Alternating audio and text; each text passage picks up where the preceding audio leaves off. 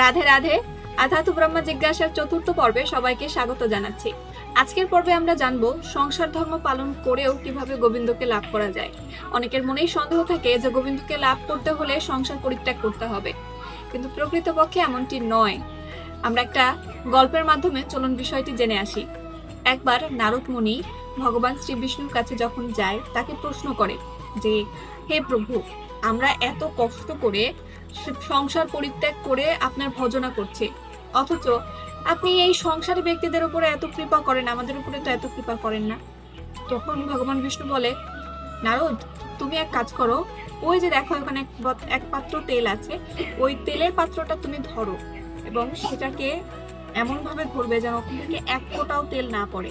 তেল যদি নিচে পড়ে যায়, আমার সুদর্শন চক্র তোমার কিন্তু মস্তক ছিন্ন করে দেবে।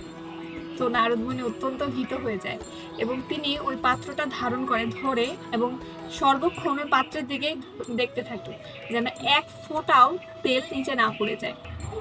সতর্কভাবে কিছুক্ষণ ধরে রাখার পরে ভগবান বলেন, ঠিক আছে নারদ, তুমি এটা রেখে দাও। যখন নারদ মুনি তেলের পাত্রটা রাখলো, তখন ভগবান বলল, নারদ, তুমি যখন এই তেলের পাত্রটা ধরেছিলে, তুমি কি একবারও আমার স্মরণ করেছো?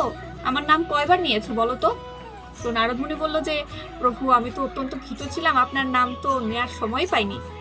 তখন ভগবান বলল যে, সামান্য একটা তেলের পাত্র ধরে রাখতে গিয়ে তুমি আমার নাম বিস্মৃত হয়েছে, আমাকে ভুলে গেছো। আর এই সংসারী ব্যক্তি যারা সংসার পালন করছে, স্ত্রী পুত্র পরিজন সবাইকে দেখছে, এত সব দ্বন্দ্বের মধ্যে থেকেও আমাকে যারা ভুলছে না, আমাকে যারা স্মরণ করছে, আমি তাদের উপরে কিভাবে কৃপা না করে থাকতে পারি? তখন নারদ মুনি অত্যন্ত বিস্মিত হলো এবং ভগবানের এই কথাগুলোর মাধ্যমে আসলে সে বুঝতে পারলো যে প্রকৃতপক্ষে যারা সংসারী, তারাই গোবিন্দকে সবচেয়ে ভালো বা সবচেয়ে দ্রুত লাভ করতে পারে। এই কারণেই আমাদের ধর্মে কিন্তু এই সংসারের যেই গৃহস্থ ধর্ম, এই ধর্মকে অনেক বেশি প্রাধান্য দেওয়া হয়েছে।